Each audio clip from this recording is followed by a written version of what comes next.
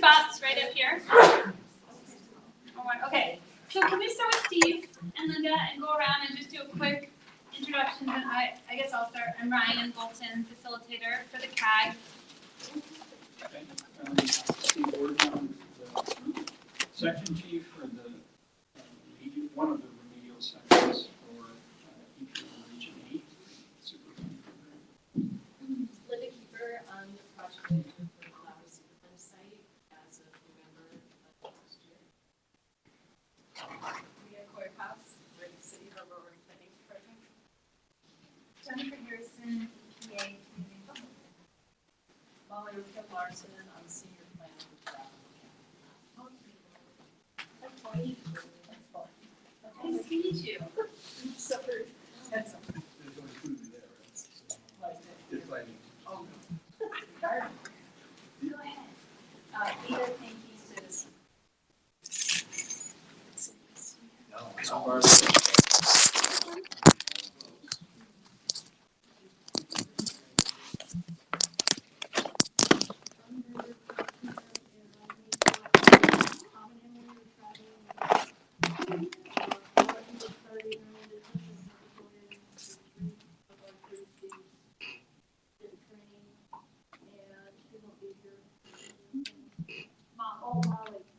Molly is having some health issues that she's waiting to prepare herself. Supposed to exert herself. So I got all the notes from her. And I'll be. Bill Fryer, technical advisor for the county. JD, I'm with the trust. Wait, when you say the trust, say what trust so people know. Sorry. I received by the site trust. Thank you. John Easton, is the Aurora Water Department. But Tri-County. People were sharing also with Tri-County. Lee Bronco with the state water department.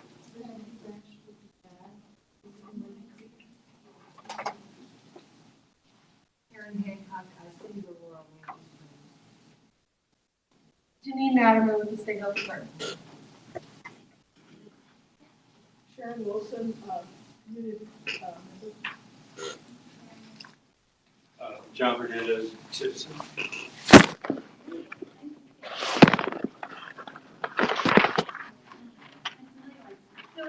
Peter, can you introduce yourself and anyone else who's on the phone?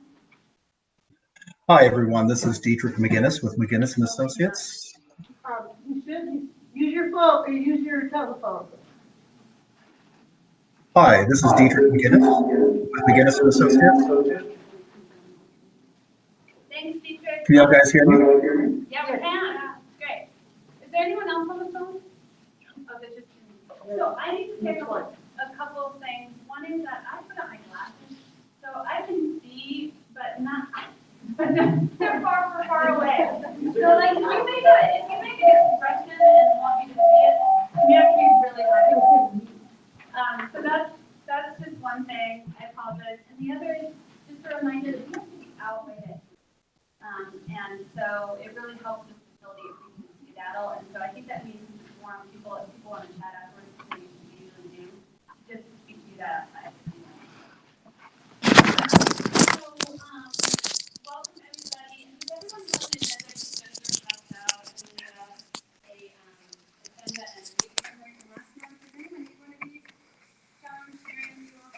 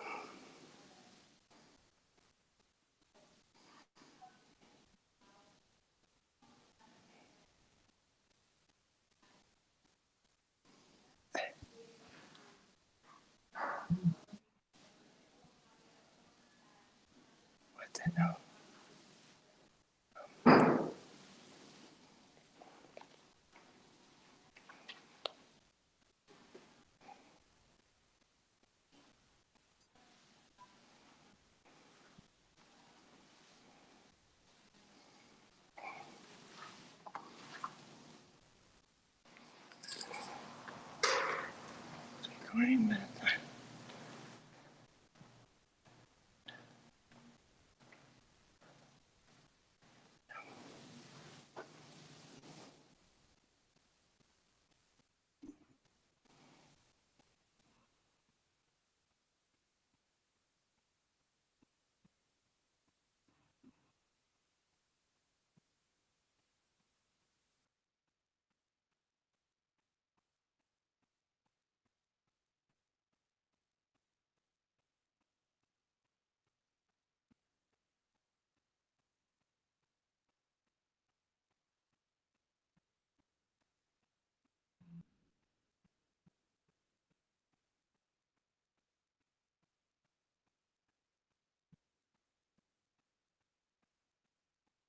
Yeah, yeah, I'm hearing that. Yeah, I can hear you guys. And yeah, it just seems like we would have some of the similar questions from the state's calculations. I'd love to just maybe make it a meeting of all three parties at the same time. That would make more sense. Is there a reason to keep it separate?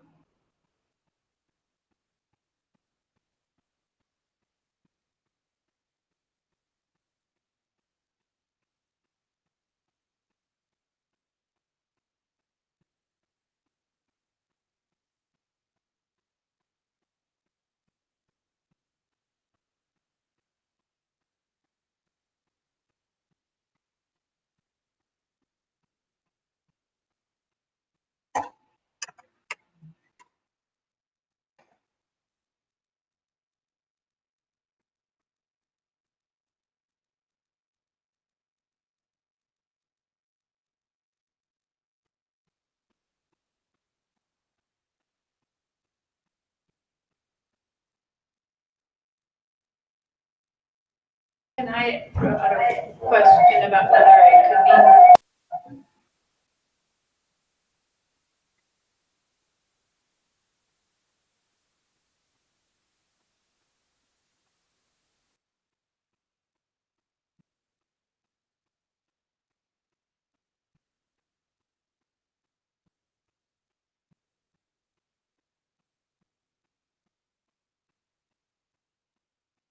I know that District and Bill would like to talk to the state about their numbers, and if there's something that Dietrich and Bill haven't figured right, they would like to hear that, and they would like to have that discussion. For them, it's not a matter of who's right or wrong, it's a matter of comparing numbers and talking about how those numbers are achieved, and I think that's a good discussion for the technical people to have. I agree, but I think in the long run, I think it'd be more efficient for everybody if we have one discussion at that point. So that's when everybody comes together. But there are lots of ways to interpret how we approach these things. Right. So we just want to make sure EPA and the state are lockstep on how we're looking at it. And then we can have one conversation with you rather than Bill or Dietrich talking to Sarah, and then you guys talking to Lee, and then back and forth. Different round robin. Yeah, right. So Sarah and Lee and Dietrich and Bill and Linda should be in the same room, and they should have this discussion. Eventually, yes. First, you gotta find out if you're in agreement with the state. Why? Right? Why? Because they're I our don't know. partner. They're our partner. Yeah. They're our partner agency, so. And then after that, Right. we can meet as a group, Yep. right? Why are you making it right? I'm not making it right, I'm trying to Well, I understand. don't think there's a right or wrong way to do it, but that's just the path that we chose because the state is our partner agency. So we want to talk with them. And then once we come to some type of agreement, we can, include the tag advisors in too. I think it would be helpful to us on the CAG if you would acknowledge our anxiety about things being done behind the curtain because of the way this has progressed over the last 3 or 4 years. That's our concern. What goes on behind the curtain we don't see. Suddenly, there it is.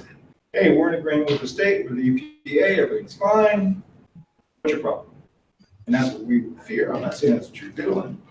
And that's our fear. That's our concern. Right.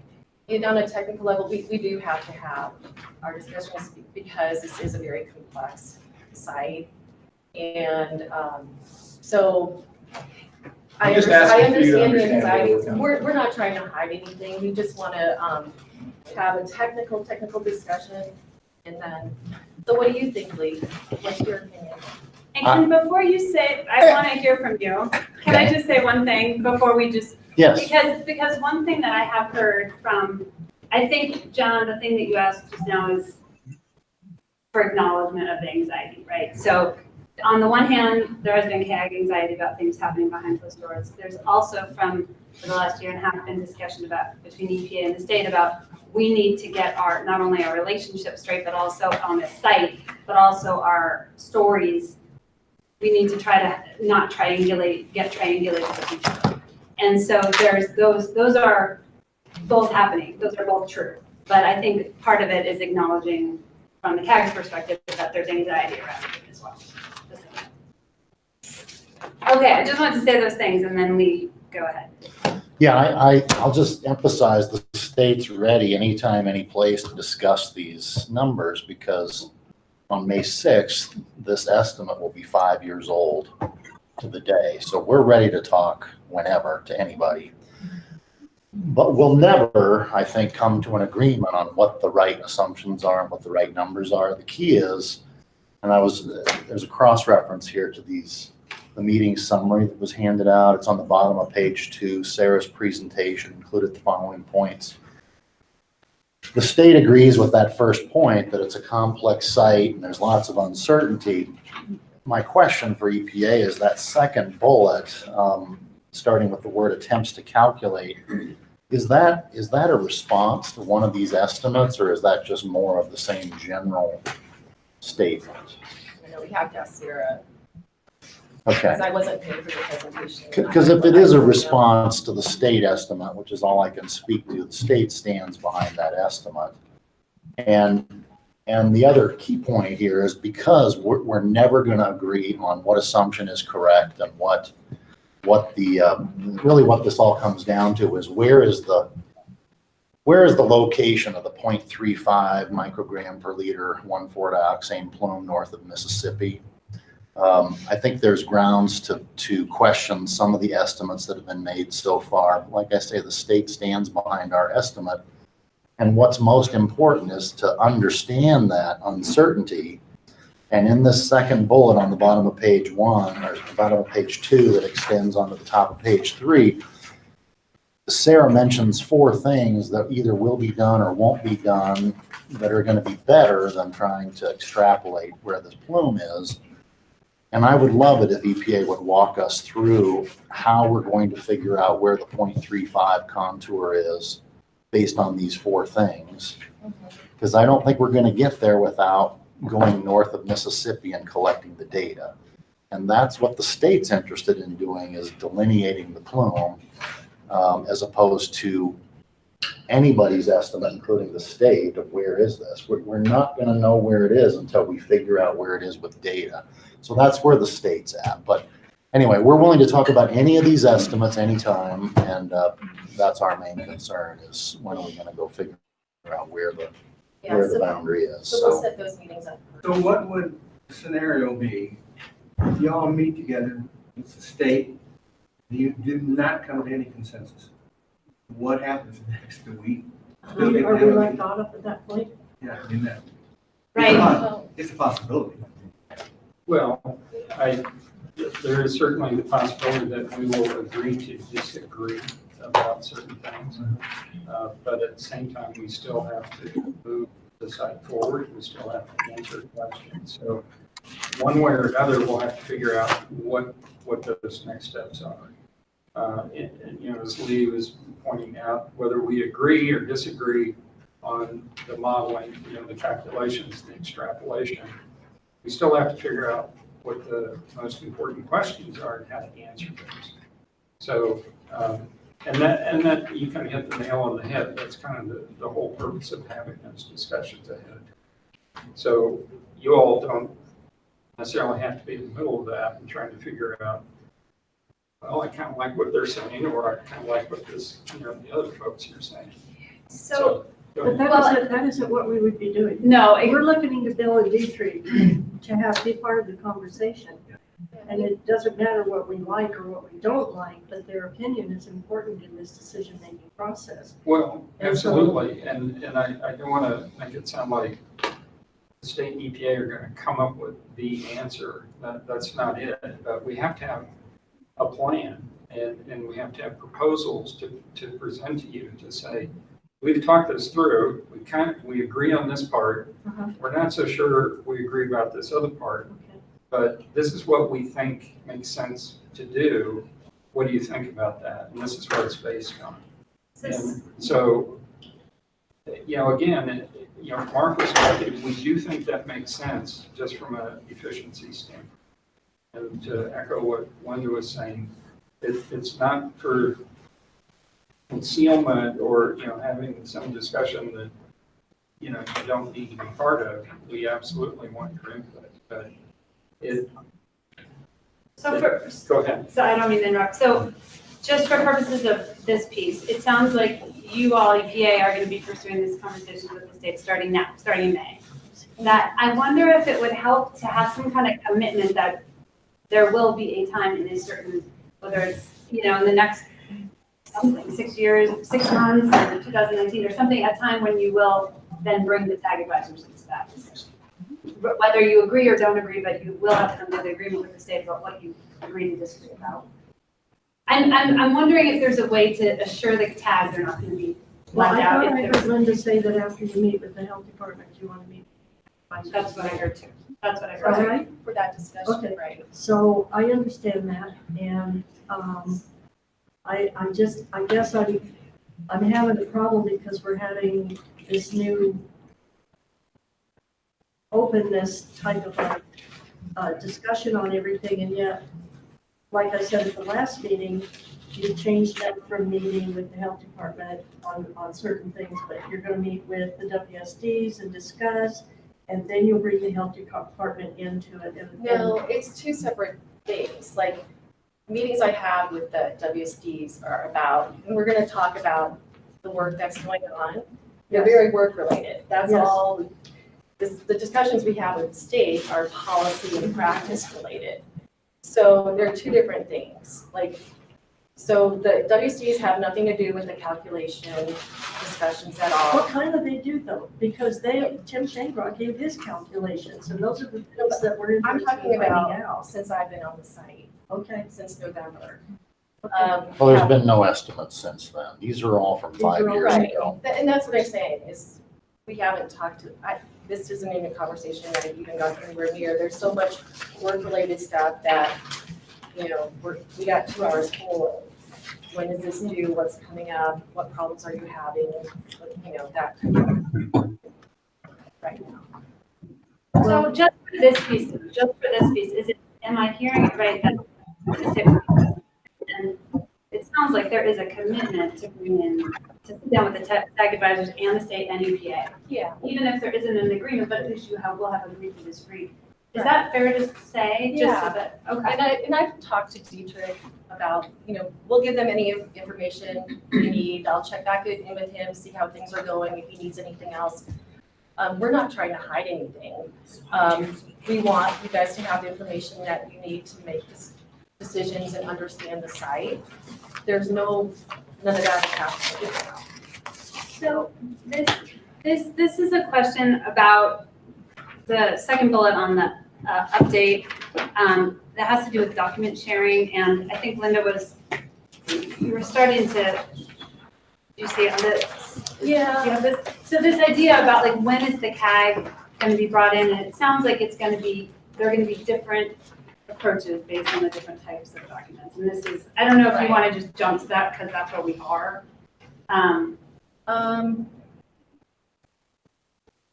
Do you want to wait? I want to wait. Okay, It's good, we'll wait. It'll fit better with Okay. the workflow talk. Okay. So in the interest of time, can we go ahead? Dietrich, do you have any concerns? Is this all right with you? Is a Oh. meeting in? Yeah, I just wanted to say that I really have no issue with the state next week and going through some of the things that we're interested in doing, as well as some questions we have on a couple of these documents. I'm not sure that anything needs to be that terribly formal if we're just doing more or less a technical discussion on specific topics. Is there any issue with doing that? Not from the That's why state. I'll give Chief Lee an email and set up a time and a date for next week. And Linda, I'm happy to CC you on that. Oh, sure, no problem. You can always call me too. Yeah, I just say that we have an easy conference right now. But yeah, we're doing some calculations, some math calculations. We're just looking at again with the new data. We just finished reviewing the Highway 30 landfill information. It was really insightful. I'd love to get Lee's ideas on that, know where you guys are heading, and that's an easy thing to set up for next week. Okay. Good. So, Oh, sorry, Dietrich, you Got it, sorry.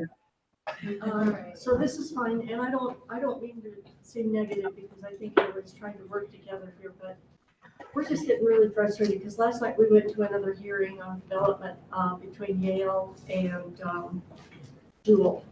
That's right where the plume goes through.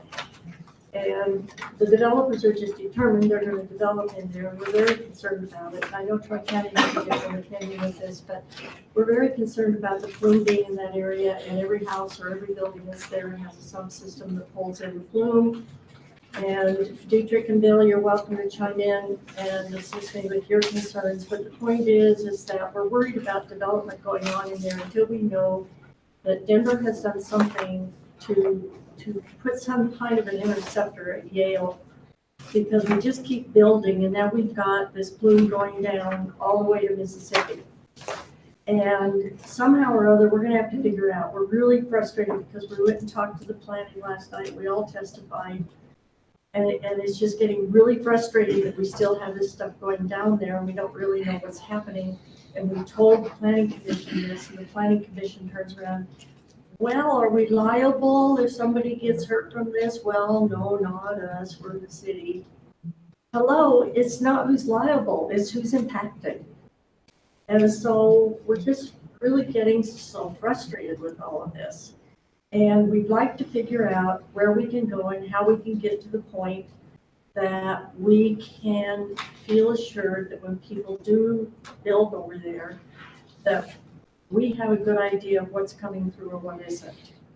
And it just seems like right now, the only thing that everybody wants to concentrate on is, well, the plume is there, and right now we don't have any big numbers that say it's really above standards, so nobody cares. And that's exactly what Denver Waste Management has said. We don't care as long as nobody's drinking it, and as long as we're not liable. But we're really getting frustrated. So if I sound frustrated, I am. And my reason for being frustrated is because this has been going on too long. And I'm just asking if we can find a way to start doing something about these issues. And one of the things that needs to be done is the plume needs to be delineated to the boundaries. Where does it stop? That would answer a lot of questions. How deep is it? Where does it stop? And is it on down the way in somebody's 50-foot well? And we can't seem to get there. So after last night, all of us were there to testify, and we're really frustrated with this whole thing because we can't seem to get anybody to care. And Bonnie, I'm sorry, raise your hand. I got today some information from Lennar, and they apparently have done some sampling, and they gave me a summary, and I did not send it on because the attachment A with the lab data, including the detection limits and the methodology, was not included, and the conclusion is it was not detected. And I didn't send it on because I think that would frustrate you even more. It would, because So- it depends on where they've tested. Yeah. That's the whole issue. I have some data that will tell you absolutely nothing other than what they want us to know. So I have followed up on it, and I wanted you to know I'm following up on it. But that I have, the only information I have is it was not detected. Good. So there will be more to come on that, and I will share whatever I can. Wonderful, thank you. And if I can't get anything under to share with the group, I may try to get something under privilege just to share with our environmental consultants so that they can look at it in that context. I will let you know that as well. Thank you, Karen, very much. Sorry, just- Lee. Just a comment. Oh, go ahead. This stuff doesn't disappear. It's there somewhere. It's been released. There's still a big open question as to whether there's a continuing source out the boundary. That hasn't been established definitively either way. So you're just treating it with dilution right now. And it doesn't disappear. So how much groundwater resource are you gonna write off? So That's the there's bottom no line dilution question. right now. That's what you're doing. No, that the re-injection stopped. Yeah, the injection has stopped, but that's Yeah. what it's been doing. The slug continues moving, so. That continues moving, Right. it doesn't disappear, the stuff doesn't break down to any great extent. So where is it? Where's the mass balance that estimates how much was lost, how much you've recovered, how much is still in the ground, and whether the investigation as to whether you have a continuing source? That has never been established. That's the argument that's been made. There are no numbers, no quantitative analysis that shows this one way or the other. Right. So And I you've don't got, know that that's possible. And it is possible, We don't know what was actually put in the landfill, the quantity. but you can do a probabilistic estimates, you can do upper bounds. Oh, like you're the tag advisor. That's Yeah. I was wondering how you were. We've done it. I've been involved in this. It is possible. Oh, And I, there, I assume technical discussions that are gonna be to come. And I'm taking many of your comments as also rhetorical, like, we're not here to answer those tonight, No. but the fact is that you wanted, But the putting it out bigger there. question to me is, yes. there's been a release, where is it? Yeah. It doesn't disappear. Lee, you were gonna. Yeah, just quickly, as far as the frustrations that the CAG has just expressed, we've been sharing our frustrations as the state with EPA. We're going to keep working with EPA to try to resolve a lot of these long-standing disagreements, and that's just one of them. But our focus, and that's, I guess I'll say it more succinctly, rather than arguing about these numbers and assumptions, our focus is on delineation of the plume in 3 dimensions for all contaminants of concern, not just 1,4-dioxane. That's what we're trying to emphasize to EPA. And the only last thing I want to do for the benefit of not only the CAG, but EPA, I want to tell you that there's really 3 extrapolations that have been done. One was done in May of 2014. That was CDPHE. One was done in June. That was the work selling defendants. That was EMSI. And then one was done in July by the CAG's consultants. So I don't know if anybody else knows any beyond that, but I think there's 3 primary things, and those 3 analyses would be the subject of our first meeting, I think, with EPA. But like I say, we're not going to come to an agreement. The key has to be delineation of the plume north of Mississippi. So what the state's going to emphasize is not only plume delineation, but unresolved comments that the state made as far back as early last year. So we don't necessarily think that the plume at 0.9 stops at Mississippi. We want to confirm that that's the case. And so there's a lot of things we need to talk to EPA about, but there's 3 things here we're talking about when it comes to extrapolation. So. Okay, so thank you for that information, because this makes us feel we know now something is going to move forward to try and make this definition. We need that. Well, we're going to try. That's all we can say. Right, that's So, it. We're going to try. So if Dietrich and Bill are free in May, Dietrich, you think you'll be free in May to have a meeting with Linda and the state? Oh, yeah, we could find some time in May. Okay. And secondly, Dietrich, I don't know if you want to, I would really appreciate if you'd report on behalf of Karen. You mentioned a little bit ago that we've been looking at the Highway 30 landfill because the WSD's or Tim Shangraw's response was more or less indicating that the WSDs were in saying that the city of Aurora was part of this 1,4-dioxane plume.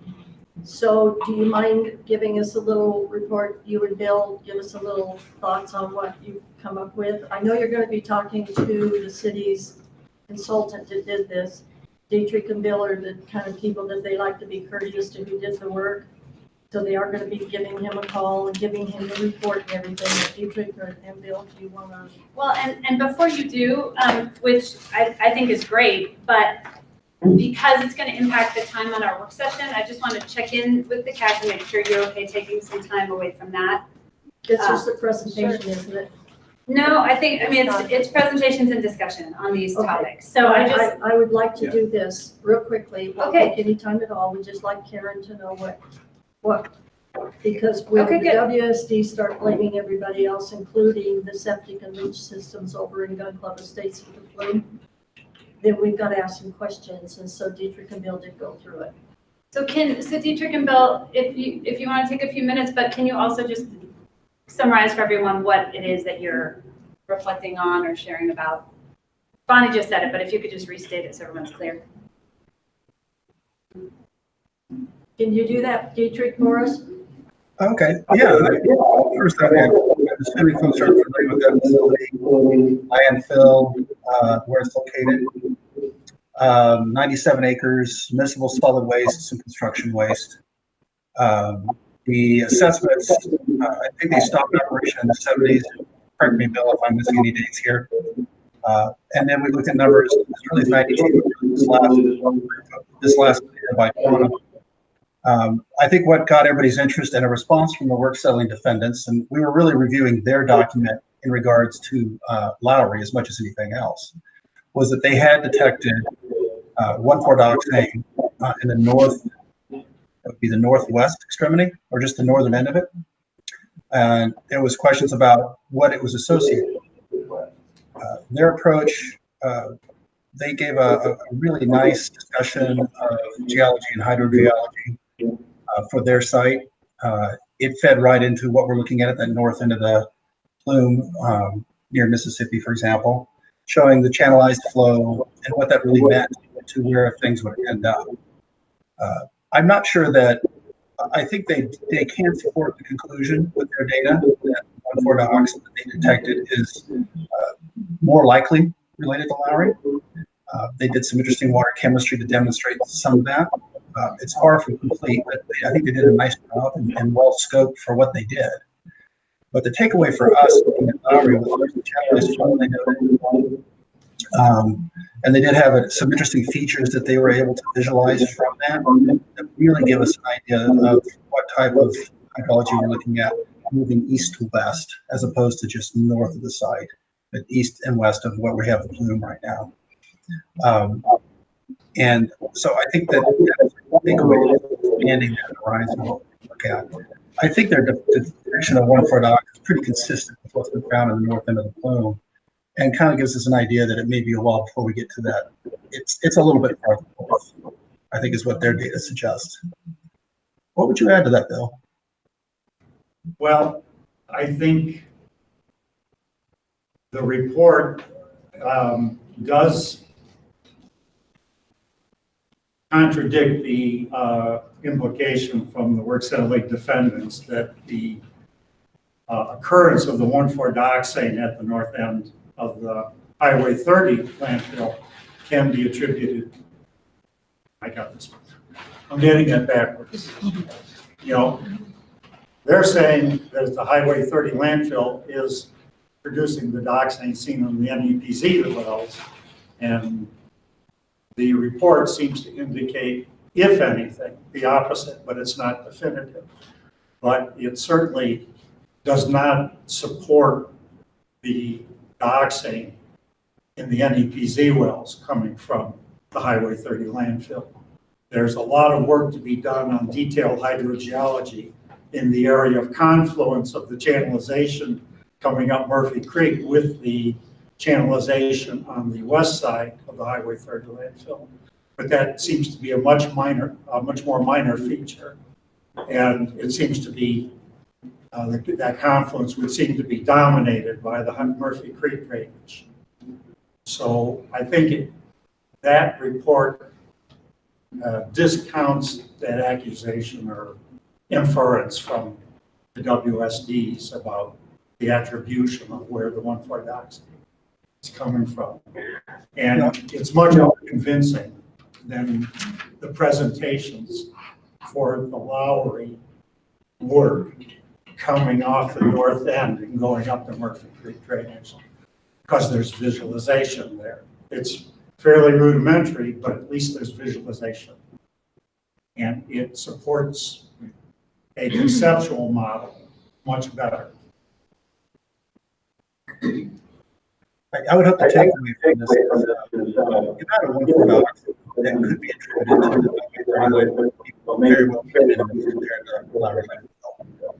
I think it was far more important to look at how they presented the channelization in that area, to follow some of the features back to the site itself that they identified. I think would be very important to our understanding of what's going on at Lowry. And I think that's probably just as important as the chemistry, as a 1,4-dioxane was detected. So I would just make that suggestion to other technical reviewers in the room today to look at that, not only for the 1,4-dioxane, but look at how channelized the flow is there and what may be coming up these different routes and how it's separated.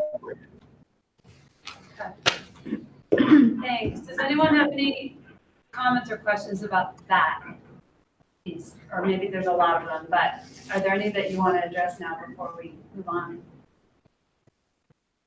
And I'll just note that we have follow-up activities for Highway 30 landfill that we are required to do, and we will share that information and the results when we have it. Okay. Activities like. So now our next challenge is proving whether or not Gun Club Estates septic and leach fields are. So, and when you say that, And unicorns, but. do you want to say something about The next follow-up challenge. activities, meaning? We are required as part of our regulatory process with the state to. Honey. Okay. Anyway, thank you. No, wait, Karen was saying one more thing, sorry. I was just going to say, we're required by the state to have some follow-up activities to our initial investigation report because they found that we had some data gaps. And so we're filling those data gaps right now. But anybody who's been through a state process knows that I have to submit my plan and then I have to have them approve it. And then we go out and do field work. And so nothing's immediate. But when we have that in a few months, then I will share that. But it is actually sample data. And the subsurface conditions in certain places where we have some gaps. And so hopefully, I'll definitely share that with this group. Great, Very good. thank you. Okay, sure. Thank you. Okay, okay, so we're gonna go back up to updates. I think what we are gonna do is we're gonna have to constrict the work session a little bit until we can determine which of these are top priority, but, and Linda, maybe we can do a little shortening. But first, you were gonna give an update just about generally what's happening at the site. Yeah, exactly. Janine, can you put this slide up? Sure. It's like the fourth line. Well, it's further in. Again, keep going. That one, where's it looks like? Keep going down. Looks Green and. It's got hexagons. there it is. And then I did print out some for people to share if you can't see the screen. I have like 10 extra copies there. I'll do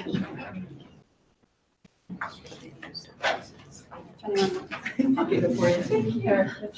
Sounds like this is what's gonna be on the screen too, but. Hi. We didn't introduce you. Sonia, do you want to say who you are real quick? You walked in.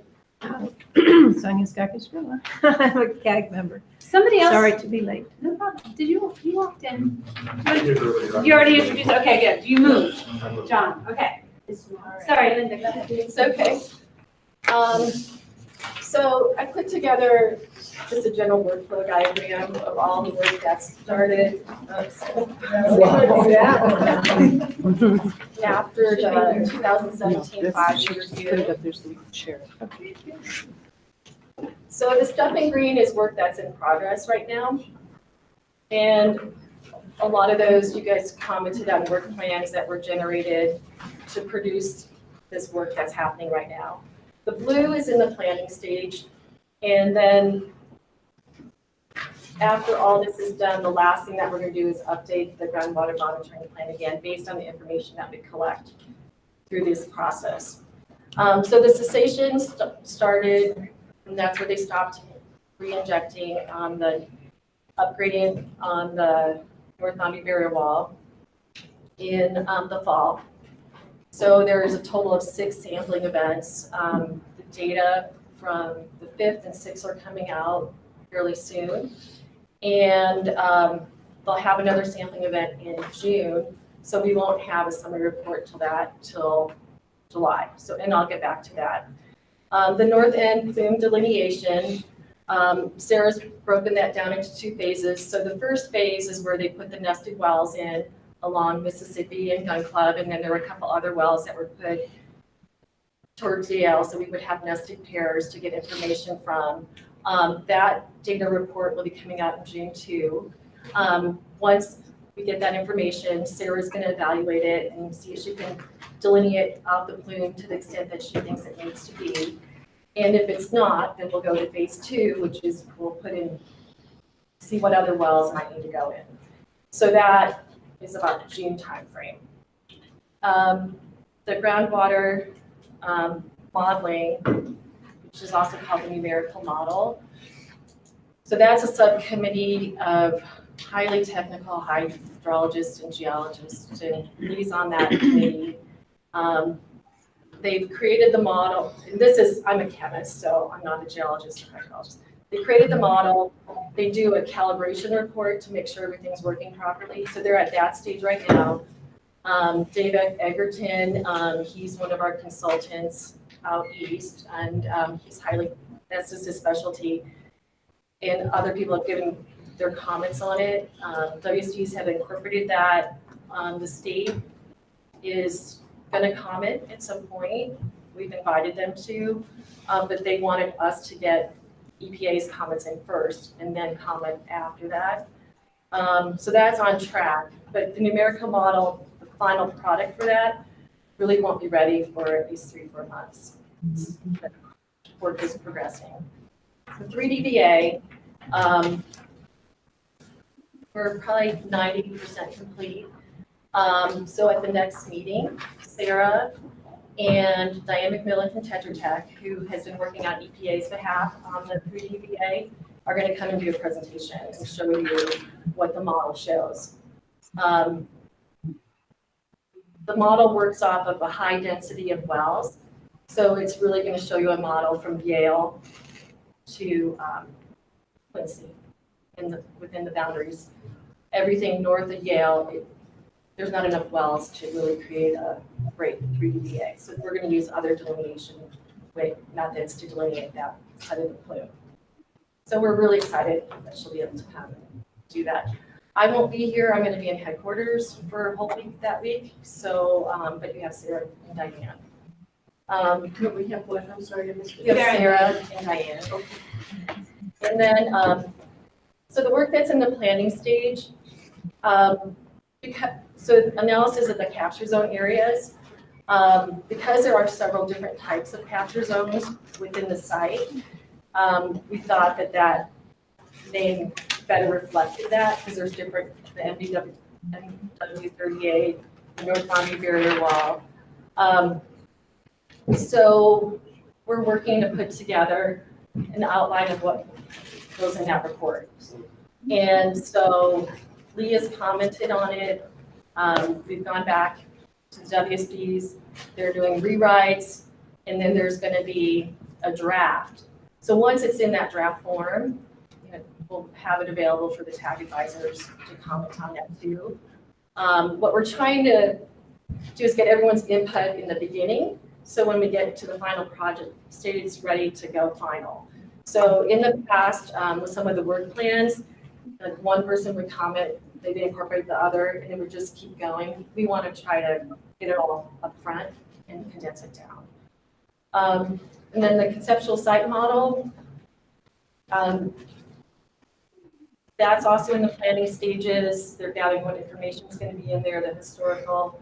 The same team that worked on the 3DVA from CDM, Steve Huntingslin, Grace, and then our EPA's contractor, Tetra Tech, are collaborating, but they're keeping their things separate, but they're sharing data, finding out where there's data gaps, checking each other's work, and they've been a really good team working together. We wanted to keep that synergy going.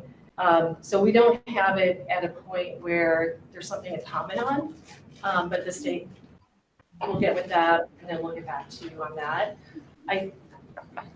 I would say it's maybe 3 to 6 months out, the conceptual site model. And then, once those are done, we'll venture to the water monitoring. So then the next one. So I made a slide of the upcoming opportunities for the tag advisors to comment. And so twice a year, the WSDs compile remedial action and operations and maintenance status report. This year, they had asked for a 3-week extension because the large amounts of data that was coming out. And Portland girl from Parsons was almost in tears, like she was working so hard, and I'm like, just take an extension. So that came out this week. The state got a copy. Dietrich, I uploaded it today, so he has that. But I don't know that, did Tim send you a copy, Bonnie? Okay, so you got your copy. Yes. Perfect. All right. And then the other opportunity to comment will be in June on the nested well data report that comes out. And then the cessation data, they're going to do a summary report. And so the state wanted to comment at the end when there was a summary report. That, it says expected June, but it's really going to be July by the time they have the data. Sure. Thanks. So that,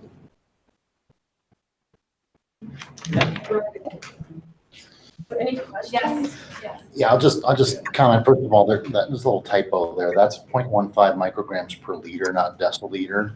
Oh, yeah.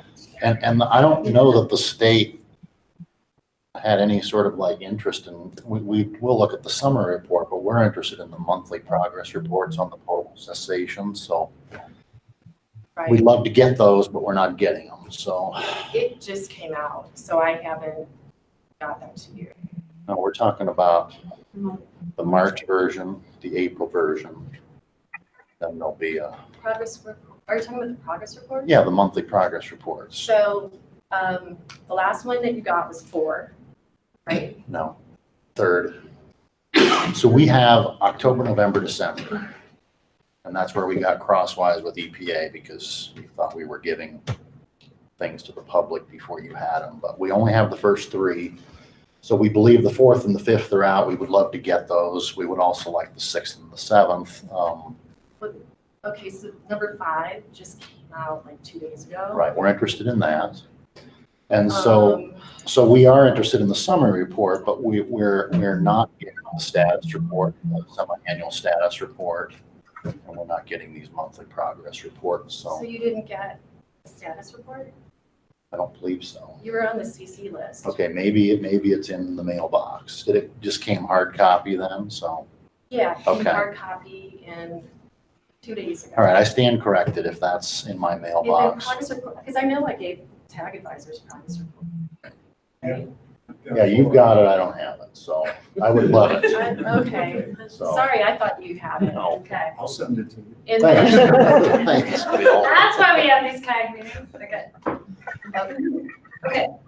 And then 6 won't be out for a couple weeks. I Yeah, think. no, that's right. And then 5 is just going to be a data dump because. Right, we're interested in 5 as well. So Okay.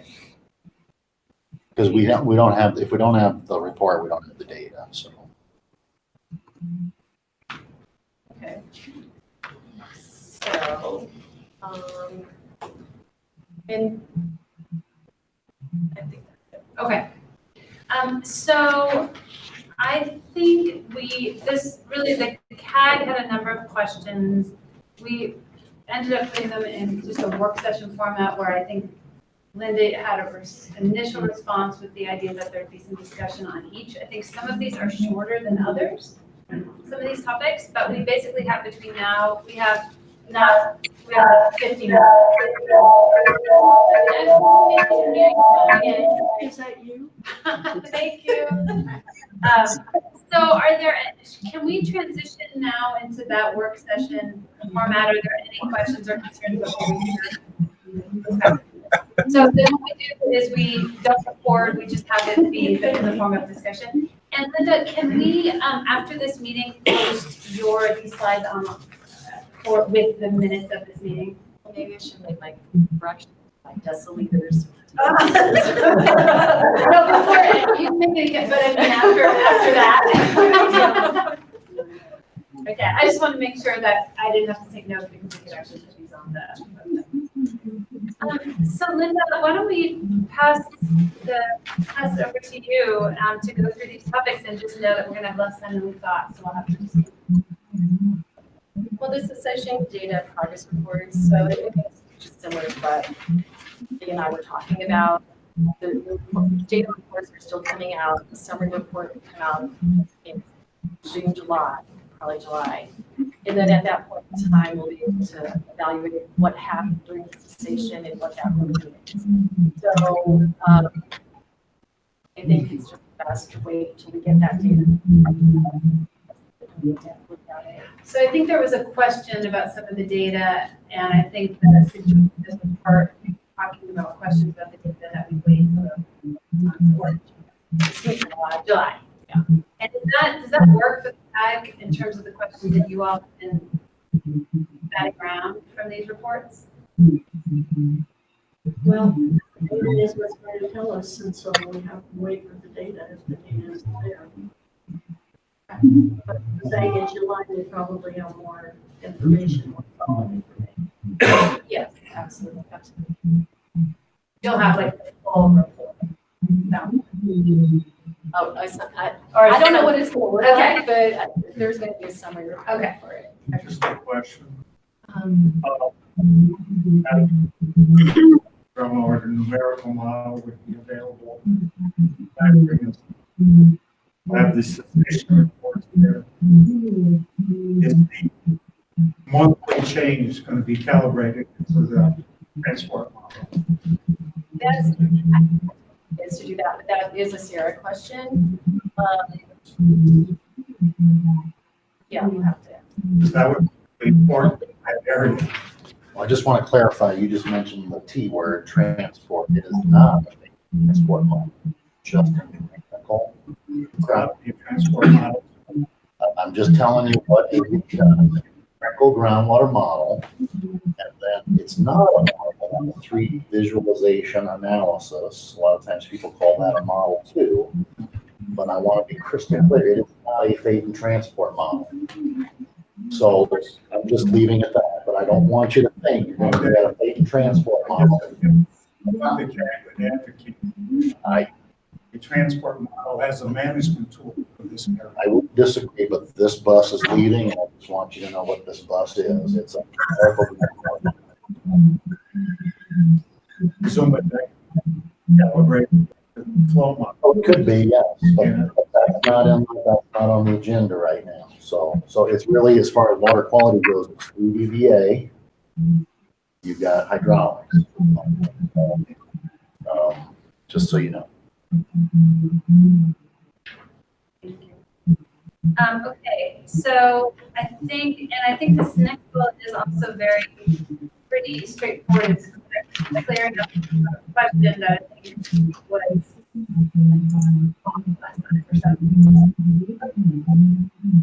or there was a miscommunication or something. I heard that question for Jackson in terms of does it sink or float like DNL? And so if you look at the chemical property, the first thing you would look at is does it completely mix in water? Because then it would be treated like water. And it does. That's why it doesn't. It's a teeny bit, but it generally just goes straight in the water. So like an example of a chemical that has very similar properties is propylene glycol, which is in Miralax. So when you mix your Miralax in water, it completely dissolves. dissolvent. But like if you put salt in water, there's a point where you're won't dissolve. They'll be there. But 1,4-dioxane is one. So and when I think of DNAPL, I think of like the heavier hydrocarbons, like I used to work at petroleum, but yeah, hard, like that's what is down, and the lighter ones. So is that helpful? And I think it was that was asked. There was an answer. I think Sarah answered it. There was a concern that it was that the answer wasn't, or the question wasn't heard right or something, and wanting to clear that up. So does that clear it up? And do you guys have any questions or want to follow up? Should I go first? Or? Okay, well, I did hear the question. I did not participate in person in the last two meetings, but the question I heard was, is 1,4-dioxane a DNAPL? And I don't know if everybody knows what DNAPL stands for, but it stands for dense, non-aqueous phase liquid. And so Linda's right. It's a little denser than water. It's about 1.05. So it is denser, but the next two letters, non-aqueous, it's not non-aqueous. In other words, it's aqueous. It goes right into the water. If it's pure, if it's is the other word for it. But the nuance in this, and the reason I'm talking now, is to try to clarify that 1,4-dioxane, if it was free product by itself, it would immediately dissolve into the water as much as it possibly could. But in general, I don't think we expect 1,4-dioxane to be in a neat or pure form when it's disposed in 138 million gallons of liquid industrial waste. More than likely, it's a solvent stabilizer, and it is stabilizing one of those denser chlorinated solvents like TCE, trichloroethane, or 1,1,1-trichloroethane, TCA. And so, because it's completely mixed with the DNAPL, and because it is a little denser than water, that mixture of 1,4-dioxane and the chlorinated solvent acts like a DNAPL. It is a DNAPL. So the answer is, if the 1,4-dioxane is by itself, it will dissolve into water, just like Linda said. If it's mixed in with chlorinated solvents, it's going to act like a DNAPL until it's associated. Another common misnomer is that DNAPL, like TCE, it maybe has a density of close to 1.5 grams per cc as opposed to water, which is just 1 gram. And so a lot of people think, and this is like a mistake that a lot of younger hydrogeologists make, they assume that density thing carries on, and it's variation to have any sort of effect. But definitely in free products, if the 1,4-dioxane is tied up with the chlorinated solvents, it's going to act like an DNAPL. So it depends on what part of the equation we're talking about. As far as the offsite plume, that is all dissolved as far as we know. There is no free product. Under the southern half of the Superfund site, that's where the 1,4-dioxane comes tied up with the chlorinated solvents. So that's the state's position on the answer to the question, is this a DNAPL? And of course, because it depends on what we're talking about. So, but maybe the CAG's consultants have more to add to that. I think that it ended up being it wasn't a long conversation. There was no depends. The answer was no. Okay. Right. The answer was no, it's not a DNAPL. And I think what Sarah was thinking was, we're talking about the northern end, and in that context, that answer is correct. Back on the site, it's a different story. Right. So. Dietrich, were you about to add something? I heard your phone. Oh, well, first an apology. I'm having to juggle 2 mute buttons to make this work. So, no, I think you did a great job explaining it. One thing that may make a little bit more sense is with this type of facility where we have usually TCA, PCE, and 1,4-dioxane. As well as some more members of the alphabet mixed into this, mixed into the non-aqueous phase liquids. The 1,4-dioxane will be the first one that really comes out of that, followed by the TCA and then the PCE. And they kind of overlap each other a little bit at their release. generally the higher concentrations of 1,4-dioxane come out of that first, followed by the rest of them. So moving from that non-aqueous phase to an aqueous phase. Thanks. Just one other little note too, Dietrich, that's all right on. One of the misnomers too is that 1,4-dioxane is a solvent stabilizer, and it's not always a solvent stabilizer. You could have TCE or TCA that is pure, but sometimes they put the solvent stabilizer in, and if they were doing it in what's called a vapor degreaser, it's very common for them to just keep dumping more solvent in as the chlorinated solvents vaporize off. But that's in addition to being miscible. 1,4-dioxane is not very volatile, so it doesn't leave the vat in that sort of vapor degreaser situation, and they're actually heating the situation to speed up the degreasing of whatever parts they're trying to degrease. But the point of that short story is, as they keep adding it, the 1,4-dioxane concentrates from what started maybe as 1 to 3% to maybe up to 20 to 30% by the time it's completely spent. And so more than likely, that's the kind of stuff that was disposed at Lowry landfill, was higher concentrations of 1,4-dioxane in the chlorinated solvents. And that is part of the explanation, in addition to what Dietrich just said, it's going to come off first. It's also one of the reasons why the 1,4-dioxane is the highest contaminant concentration moving across the landfill and going into the north boundary barrier wall. And that's one of the reasons the state also believe it's the first thing to show up north of the north boundary barrier wall, because it is such a high concentration compared to the chlorinated solvents. So, and the last point there is just that as far as the north boundary barrier wall, I'm just going to state the state's position. We do not believe that the contamination north of the north boundary barrier wall is wholly residual. We think it's active migration, but that's just another issue that we continue to work with EPA on to try to resolve that issue. But again, when you look at all those factors and what's really coming off of the main landfill mass, it makes sense that 1,4-dioxane is the first thing to break through. So anyway, thank you. So Molly Smolin, she asked that question at that meeting. And my understanding of it is that what Lee just explained, and I talked to Dietrich and Bill, and Dietrich confirmed that if it's in the product, it acts differently. And we just want to be sure that we're clear on what can and can't happen and whether or not it can go down. And that was what Molly's question was really about. So we just want to make sure that we got different opinions on that, because I don't think Sarah was trying to mislead us or anything. No. It's just that it is, as far as I've been told, it's not, it can be like a DNAP. And so I wanted to be sure that that was cleared up for all of us.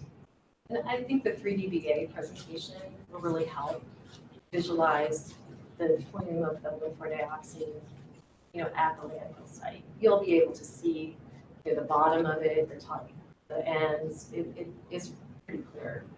So that'll be really helpful. So I think that you see the preview and that you've seen this and you think this is going to be clear. And Lee's seen it too. Well, there's other factors that go into it, including the hydraulics and Right. I mean, the 3dBA is limited as a tool, but it is still helpful. Yes, of course it will be. We're anxious to see it. I'll just mention that's one of the things Les said at his last meeting here was we're going to let the plume tell us that caused some confusion. And the point is, where the water quality data are collected, that does tell you something, but you can't do it in a vacuum without considering the hydraulic aspects of the problem. In other words, the plume doesn't control the hydraulics control the plume. And so we have to not look at the 3dBA in a vacuum, which is what Bill's talking about with fate and transport. If you do a fate and transport, that unifies chemistry with hydraulics. Right now we have hydraulics and we have chemistry. So as long as you understand they aren't linked, you can still make good decisions, but it's harder. So I think the numerical model considers geology too. So that when we get to that, that'll be helpful I see a smile on your face, Lee. Well, I'm just saying that you kind of just said what I just said, which is it's hydraulics, it's hydrogeology, but it doesn't include the contaminant, fate, and transport. And so, for whatever reason, they're two separate things.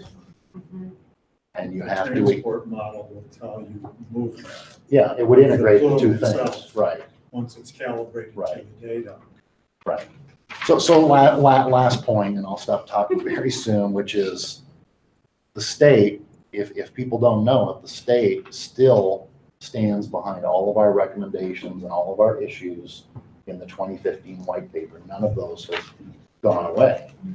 And so that's why, you know, the work zone defendants are doing what they're doing, but our issues are still on the table.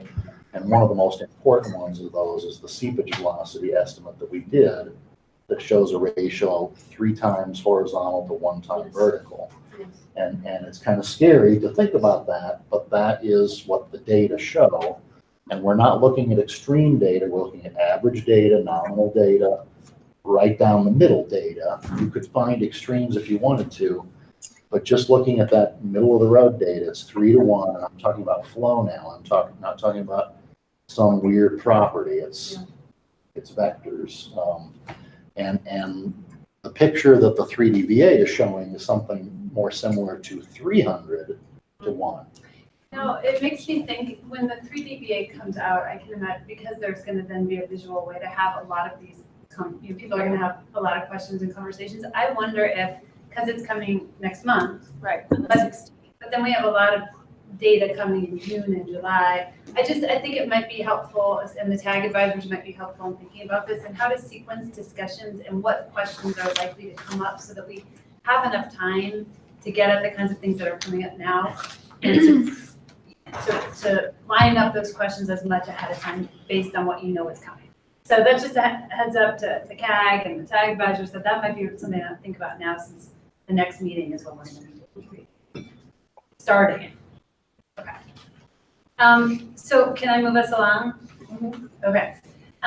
So my sense is these last 2 bullets, which we have, half hour to discuss or a little more, that there's some interest in. And one of the questions that came up at the last meeting was to talk a little bit more about application of the PQL at Lowry. And I think that there was some question about, well, wait, it's a different one is being applied at Buckley or maybe elsewhere. And can we talk about why the one at Lowry is what it is? And I'm seeing a little nod, at least Richard, you're nodding. So I think it'd be helpful if the question is totally in a different universe to clarify, but otherwise I think Linda was gonna talk a little bit about this and then open it up for discussion. Right, and I mean, I can't speak to what the PQL is at Buckley and how they got that. I haven't seen any information on that. But what I can say is the Colorado Basic Water Quality Standards for groundwater for 1,4-dioxane allows for site-specific PQLs. And so when Lowry did our analysis, and we do them every year, we used the best methodology we could. We had PWT check the WSD's work that they did, called different labs across the nation to see if there was a better way to do it. And so I'm confident we're doing it the best we can. I can't speak to how another site does that. But I did put together a little slide about detection limits and things, because I think there were some other questions during the meeting last time. I was able to watch the first part of it about NVLs and PQLs and what that actually means. And then I also added some information about data qualifiers, because I think sometimes when you look at data and it has a U or J, like what does that really mean? So I just put it as a quick little cheat sheet for that. And which slide? It's this one. So many of you will remember Yeah. that, I think Lori, I can't remember who it was, came and did a presentation on PQLs and MDLs and detection limits and that, right? So some of this will be iterative, some of this is like builds on that. Some of it may be redundant for those of you who were there. But I think anyway, so if there are things that people are totally clear about, say, but most of this is pretty technical, it's probably good to hear it a couple times. Right. I guess our question is really, a big facility like Buckley Air Force Base, 0.35. What, I don't understand what the difference is. I don't understand why 0.9 is more important. I just don't get it. I can't speak to what Buckley is. I mean, I don't know their. I can. Okay. So can you send me their PQL analysis? Yeah, no, we've No, talked about this last I time. looked for it on the state site, so I would. Right, we've talked about this before. The state has provided labs that'll look at the lower levels, and it hasn't done any good. I have 4 labs now that can do it at 0.5 with confidence, and I believe that's what Buckley's doing is 0.5, and then they have estimated levels down to 0.15. So there's talk about a new method. It's not really new. Method 522, which is a drinking water method that EPA is focused on now, not this EPA, but the bigger EPA. And so the argument against using the drinking water method has always been, this is not going through a water treatment plant, so we can't use the drinking water method. But the drinking water method has a much lower detection limit of 0.07. And so our argument is, why don't we try some of these other methods and see how they compare to the method that's being used at 0.9 and see if they give you as reliable, if not more reliable information. But right now it's locked in at 0.9. And the only thing I'll mention to EPA is, because you just mentioned it again, if this is something we've recently just been discussing, the state thought that the ARAR for 1,4-dioxane in groundwater was Regulation 41. And Regulation 41 is the basic standards for groundwater. And it's that regulation that has the footnote under Table A that says, if you can't achieve an analytical method that's at or close to 0.35, you can use the PQL. I'm not going to say whether that Reg 41 is the ARAR or not, but if it is not the ARAR, then that footnote goes away. The idea of using the PQL, that just goes away. So it's an important question, is Reg 41 an ARAR or not? And I know we're trying to answer that question, but it could literally affect the 0.9 value if we move away from Reg 41. Can I interrupt for 1 second Sure. to ask, is anyone totally lost? Like, is there anyone, yeah, so I'm. all of a sudden, I was like. Oh, good, so I think it might be helpful just to do a reminder about what we're talking about when we talk about PQLs and detection limits and the different standards, and just like a 2-minute primer. Linda or. Well, I'm just gonna say the issue here is we're stuck at 0.9. We can't look with confidence below And 0.9. even like stuck at 0.9 of 1, so. 0.9 micrograms per liter of 1,4-dioxane. So when we delineate the plume north of the site, we can only delineate with confidence to 0.9. Whereas other sites like Buckley are delineating with confidence to 0.5, which is much closer to 0.35 than 0.9 is. And so our argument's been, why don't we try some of these methods? And to answer your question, Linda, I can send that stuff to you. But there's at least 4 labs now that'll do it down to 0.5. So, which is progress. But the hard part is convincing the work center defendants to do it. They are committed to the current method at 0.9. So it's understandable. Yes, it is Very understandable. understandable. Yes. And so you look at what you have on the screen, and it says, if it's not 0.9, then it's determined to be non-detectable. But my question is, it's still there. Wait, I need to clarify that. Yeah. Okay. Clarify a little. So- Janine, can we put the thing back on the screen? Do you mind? And part of the reason I put this in here is because when you are going through the O&M report, you're gonna be looking at maps that have the 1,4-dioxane on there. And there are data points that'll say 0.9 U. So instead of just saying non-detect, that's how they record that on there. So I wanted to start like bringing to everyone's attention, it's just to be mindful when you look at data. Sometimes it's not what you think it is. Like you have to really, it's these things you just pick up after time, like looking at these things, like sometimes I'll look at a number and I'm like, that just doesn't seem right. Sometimes a decimal point will be in the wrong place. Yeah. So use your common sense, but. What's that mean over there on the left side of the bottom? on the left side, 0.15. Can you read what you're, No, He wants to know what it means. map, you may see 1,4 doc, say Yeah. recorded at 0.9 U. This equates to a non-detect. right, And if you say non-detect, the average person will say, well, look, it's not there. Right. EPA Right. says it's not there. so it's It's- below what the instrument can actually detect, so we call that a non-detect. So there's not enough of that substance in it to register a number, so you have an instrument detection limit, Yeah. which is when things are like perfect, just like distilled water, you run it, that's the best the machine can do. Yeah. And a little higher than that is the method detection limit, because you're adding another step, like you might have an extraction in the method, and that might create a little bit of like uncertainty and variance. And then you have the practical quantitation limit, which is doing that same method with 95% confidence between a series of runs. So they'll run that same test 7 times, they'll get the numbers that come out, and if they're within 95% confidence of each other, that's how you determine the practical quantitation limit. So the machine doesn't say 0 ever. It says it's below my instrument detection limit, it's below the method detection limit. So just on some of these maps that are in here, you'll just see that 0.9 U. Okay. And then there's other reports that might come out that have that you see 0.15, that's as low as they can go. So they're not going to put a 0, they're going to put a number, which is the instrument.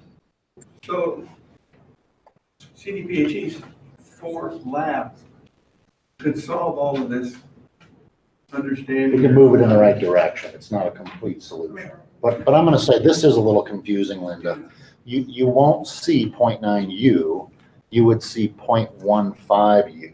No, there's two different maps that I was looking at. So the one in here had the 0.09 U. 0.09 U, Yeah. but not 0.9 U.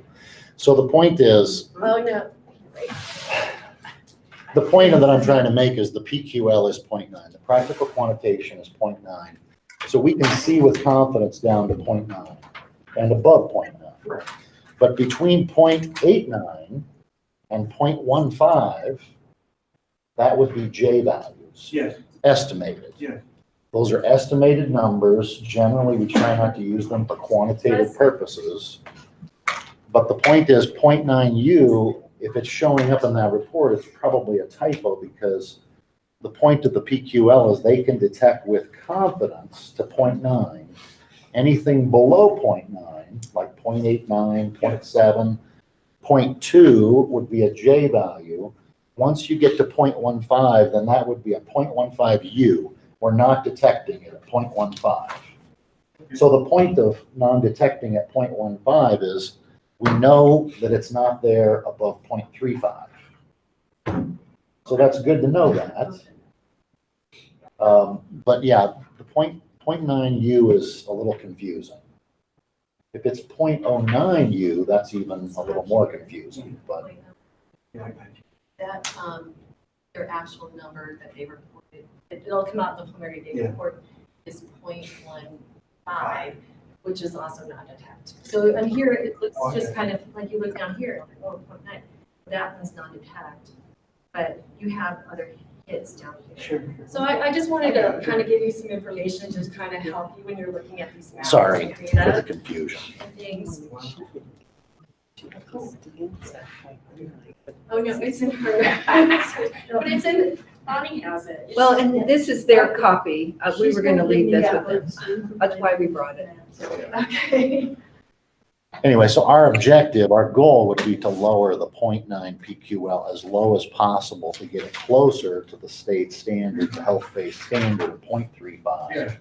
And that's what we're doing at Buckley, and that's what we're doing at a lot of sites. So, but anyway, we've tried. I'm not saying we won't send these over to EPA again, but it hasn't done me good yet, so.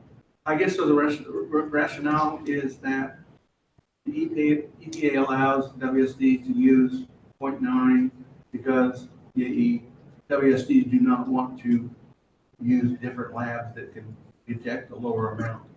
No, they feel that the lab that they're using is doing a really good job and accurately. No, because at one point in time, there were splits taken by PWT, I think it was PWT, and the WSD's lab. And the WSD's lab's numbers went low, were not in their favor compared to ours. Like our numbers were much lower and their numbers were higher. But they stand by their lab. So we used a different lab with a different method and theirs seems to be more accurate. So, Showing lower. yeah, So we're showing higher. I just want to respond to Lee's comment about it not doing any good to send information to EPA, because if you look back at the history of this issue at this site, we have in fact pushed this level down and down again and down again. 2002, the PQL was 200. Yeah, I remember that. So as the state standard has gone down, we've also been working with the work settling defendants to also make their capability in the field go down as well. Are we in exactly the same places where the state is? No. And that's part of the reason we want to talk about what's the driver, what's the benefit, and the feasibility, of doing so. So I More to think, come. I'm sorry. Well, and it sounds like this state will continue to send those numbers This over. is, Yeah. this is what, this discussion right here is exactly what we're looking for, why we kind of get uncertain when I hear, well, we want to meet with the state first and we want to meet with your technical advisors, because these different viewpoints are really important to understanding why we come to certain decisions. And so this discussion is good, and I understand where the state's coming from. I kind of understand where EPA is coming from, but not yet. I don't fully understand why we're doing that. And if they're doing this elsewhere, like Buckley, I just think that it would be practice to do it this way, and I could be wrong. But this is the kind of discussion I'm talking about where we can figure things out, we can better understand each other. Because one of our biggest complaints has been we don't know why Denver can go to their own standards. Why can they choose what they want to do when EPA has the authority to say, here's what we'd like you to do? And you weren't here at that time, so I don't I know. know, but like I said, in the Colorado Basic Standards, it does give a provision for using the PQL. Yeah. And there's a discussion on that, and I can bring have Sarah bring the discussion from that, because when they create standards, they have a hearing, and everyone gets to come and say your opinion, and then that's explained in the actual Colorado Basic Standards.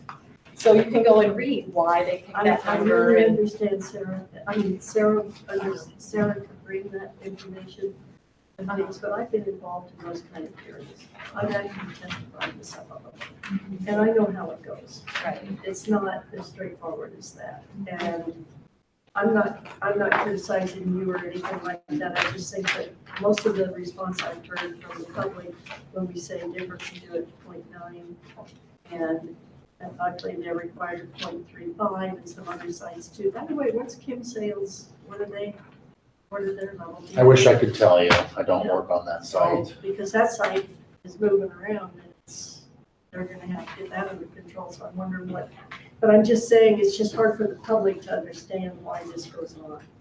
And I understand what you're saying about the hearings and how the numbers are set. I really do. It's not that straightforward, but it is how the numbers are set.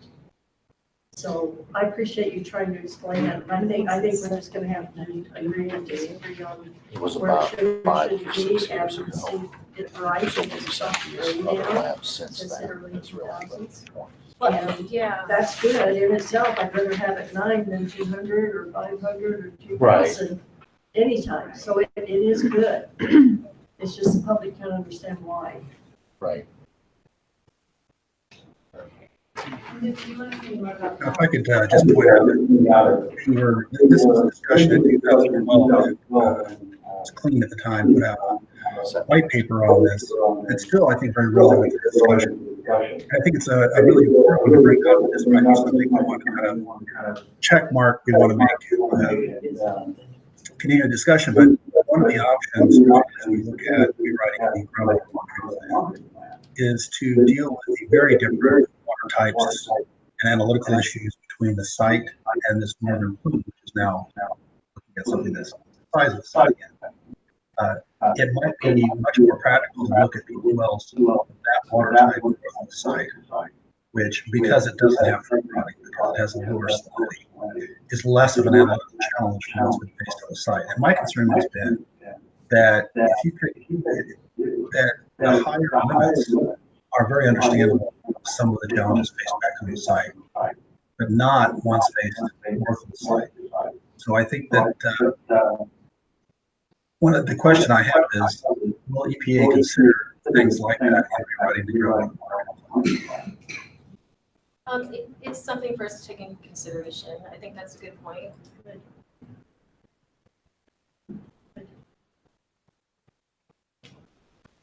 So I mean, I'm hearing and I've heard before that this kind of conversation is useful, just sort of the back and forth and the value of that. So, and thanks Dietrich for chiming in, and keep chiming in because it's hard to see you and with your hands raised or whatever. So thank you for coming in with me too.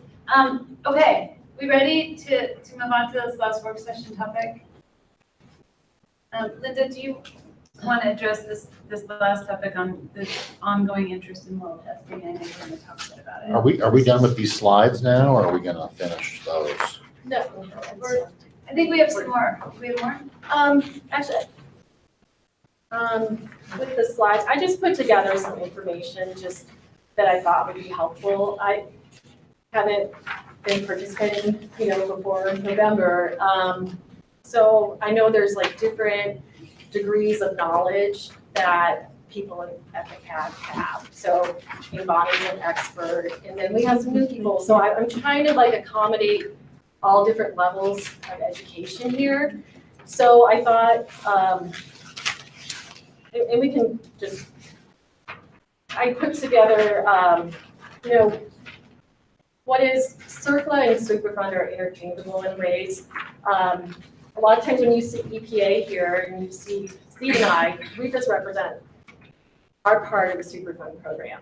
There's other parts within that, and we're also the basic EPA. So there's a lot of times that we might not know the answer. It might be another division or area. So I just kind of wanted to delineate that out though. So within CERCLA, we do have a site assessment group.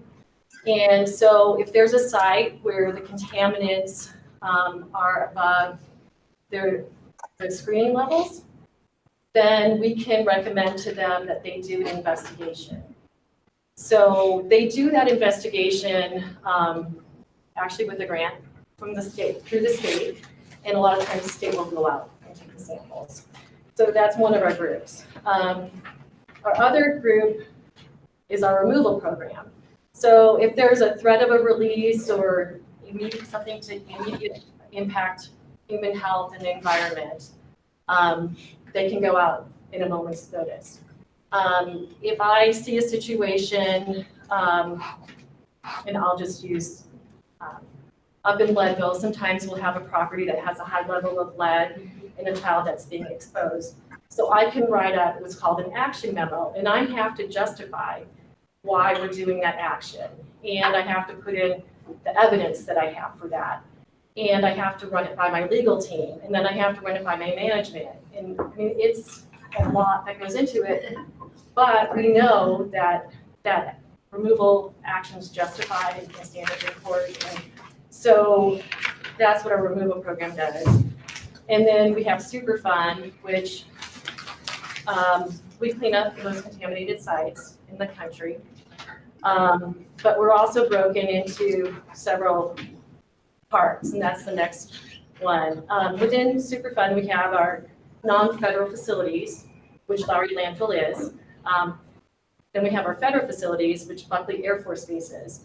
So Buckley Air Force Base and all the other federal facilities, and correct me if I'm wrong on this, Lee, the least of that is the actual military division. Correct. And so they have a lot of money.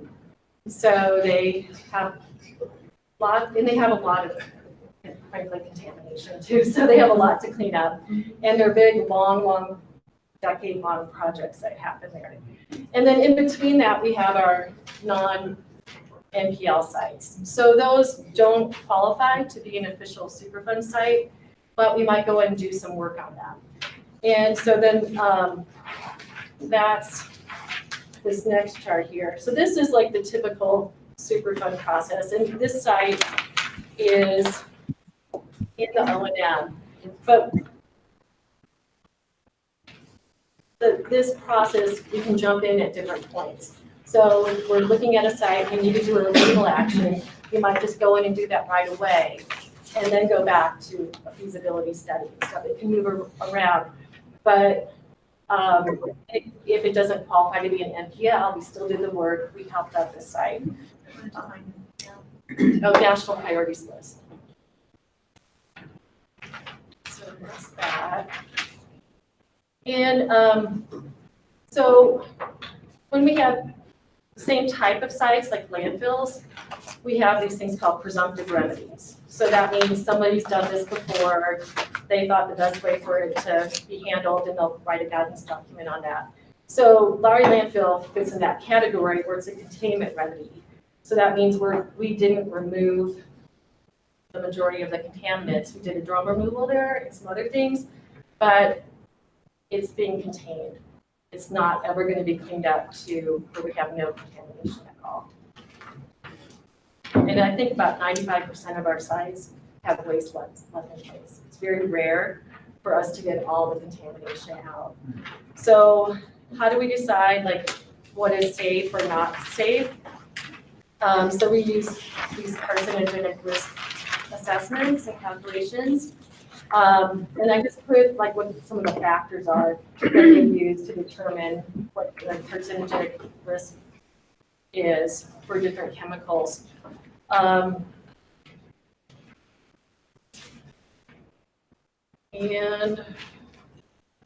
so, yes, Is it limited to carcinogenic risk rate?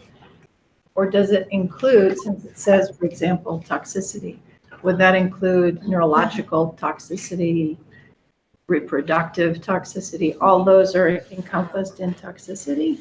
So No. Steve is an expert in this, so I'm going to let him answer this. By that she means my job at EPA was as a risk assessor for 20 years. So you're absolutely right. There are, when you're talking about humans and human exposure and potential adverse effects, cancer is only one class of those types of things. The other adverse effects include all of those things you just mentioned. We approach it a little bit differently. We don't tend to express the likelihood of that risk in an exponential way, the way we do for cancer. In other words, your probability of an excess lifetime cancer risk is 1 in, and then we say 10,000, 100,000. That equates to those exponents that you see, the n times 10 to the minus 4, minus 5, minus 6. It's just a scientific notation for trying to express that probability in a different way. For the other effects, we use a ratio method, essentially, where we look at what the toxicological benchmark is, and then we compare that with what your exposure level might be. So it's a comparison between the two. We call that a hazard quotient. So one is they're the same number over the same number. And that's kind of our point of departure to say you could start having an adverse effect when you start approaching that level. And if you're well above that, then that's a pretty good indication. You have a good likelihood you're going to see those adverse effects. But what I'm understanding is that there's a requirement to report the specific probabilities of carcinogenic risk. But in terms of advising the public that, for example, there is a primary insult to CNS systems that will produce motor loss, Yeah. for example. Is that kind of information included in the risk assessment to human health that's in this requirement or Yes. not? It is. Yeah, any baseline human health risk assessment should not only provide the risk estimate, these numbers that we've been talking about, but it should characterize that risk and say, well, what kind of adverse effects are you talking about? What are the short-term or longer-term or even multi-generational type adverse effects that might be possible? Thank you.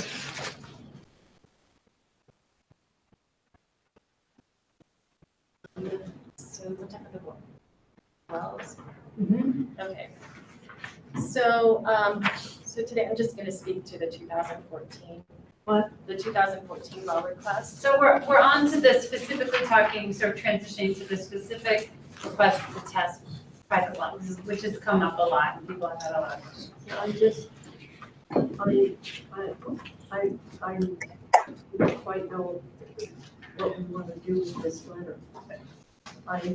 This letter is so sad. And it doesn't, it's just an attorney's letter, and it's just so sad.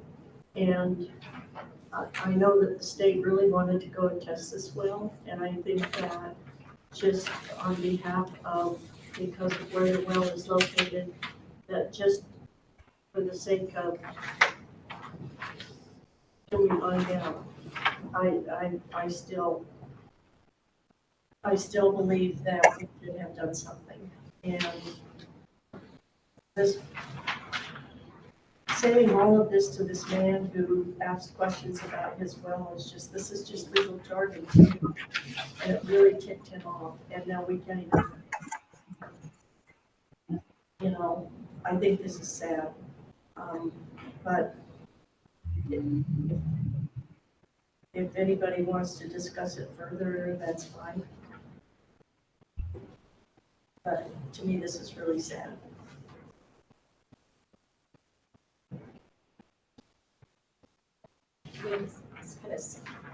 Did anyone have any questions about the letter or anything?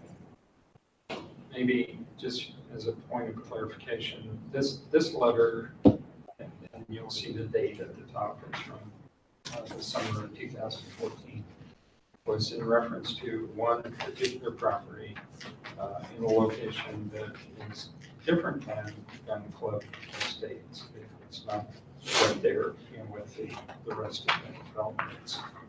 It's in a different location. And again, this was almost 5 years ago now that this question came up, and we're providing this for a couple of reasons. One, because we did respond, and in this case, EPA made the decision that it was not warranted to go ahead and pursue that at that time. We're still looking at the request, the more recent request from January, I think, of this year. And so we're still talking those over. We haven't come to a final decision on that.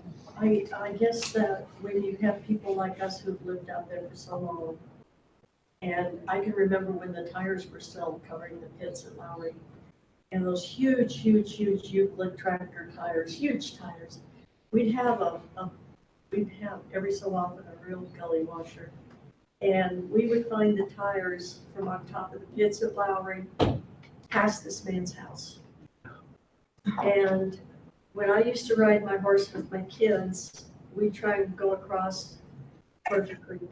And I see the black ooze just scooting right on down on top of the sand.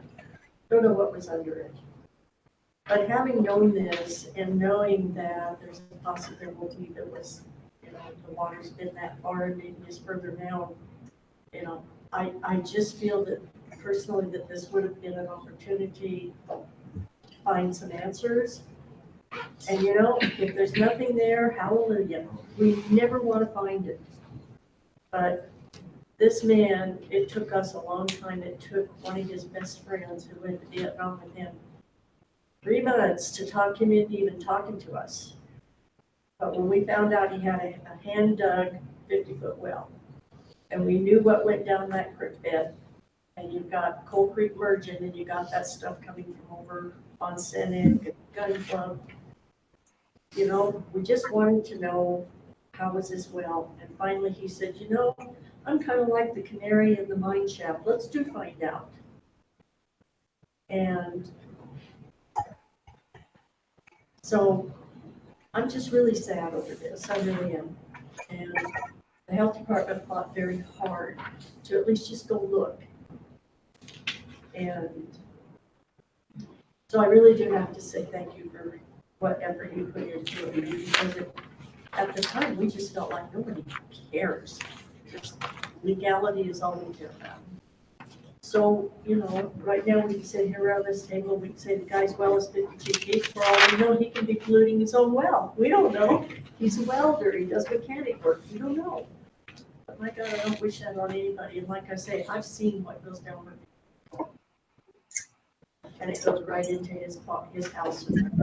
So I just, this letter to me is really simple. I was going to ask a question about if somebody, it says in the letter that the Superfund remedial program has limited authority to sample private wells. If somebody's asking you, is there a document or something that gives you that authority? Okay, so that goes back to, we have a site assessment group. So they look at requests, but I don't know if do they get specific requests from private citizens or? We do, and we look at it on a case-by-case basis. I mean, you know, the concern, if someone says, I have an odd smell, or the color of the water changed, or, you know, we have to look at each one individually. We definitely want to get the local health department involved, you know, because it could be a bacteriological issue. It could be, as Bonnie was saying, they're doing something right on their own property they don't realize is cross-contaminated. So we don't. And I was going to assume, Sure. not assume facts, not evidence here, but if somebody's down gradient from something like this and they may be in the pathway, let's go with that, not just somebody who could go through some other venue to get the information. I'm just thinking for future reference, if we have a well that's in the path and somebody requested this, how would you get authority to do that? How would we do that? They would go through your site assessment group and there would be something that gives you the authority to do that. And then do they need to pay for it? Or do you have a fund that pays for it? Or could they pay for it? I guess I'm trying to figure out how they would get that well sampled. Yeah, I think I better understand your question. Maybe that could have been phrased a bit better in the letter. We do have broad authority under Superfund to investigate, and it can happen through our site assessment program. It can happen through the removal group, our emergency response group. The remedial aspect of it typically comes along a bit later, long after the discovery of, you know, where the source of the issue is. I guess what I was trying to say is that it wouldn't, unless we had some fairly complete and compelling information at a site like Lowry that is it's a national priorities list site, and there's been a lot of investigation.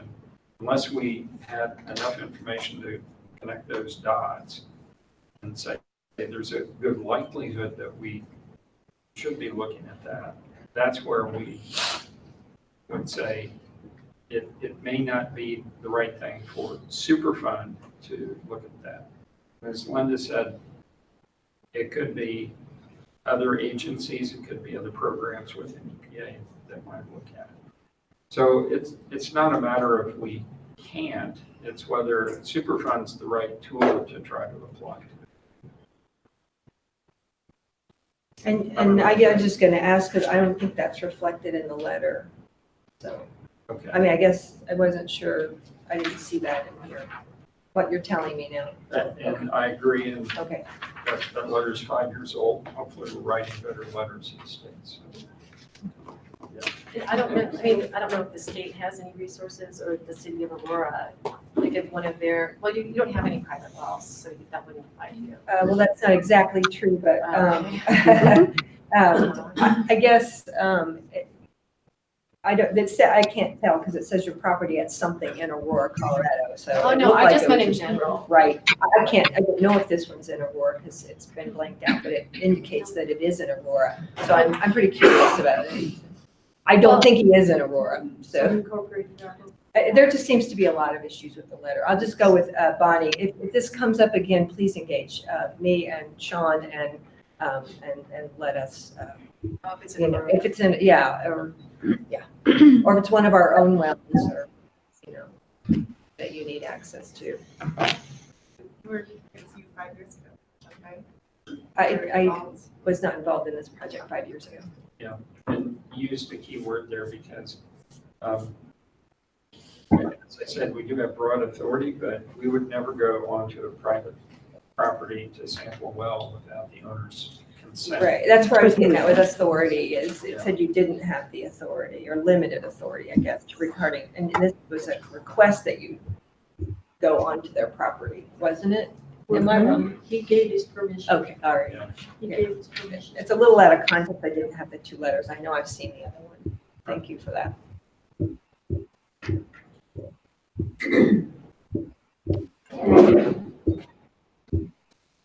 Okay, well, obviously the private well testing question has come up and will come up, and it sounds like it's still, there's still some consideration on the EPA right now. So we may revisit this topic, but I want to, before we end at 8, make sure we have some time to talk about what we want to queue up for the next meetings, because it seems like a lot is going to be happening in the next several months. And so I guess, first of all, yeah, I see 2 hands up. Go ahead, Mag. Did we miss the update on the site document sharing? Wasn't that going to be done with the workflow? Yeah, Thank you. but no, we talked about that. We We talked, we talked a little bit about it, and then we were gonna come back to it, I think, a little bit more. No, but it's that one slide of the things that to comment on in the future. Oh, Opportunities for comment. did you go to that slide? Yeah.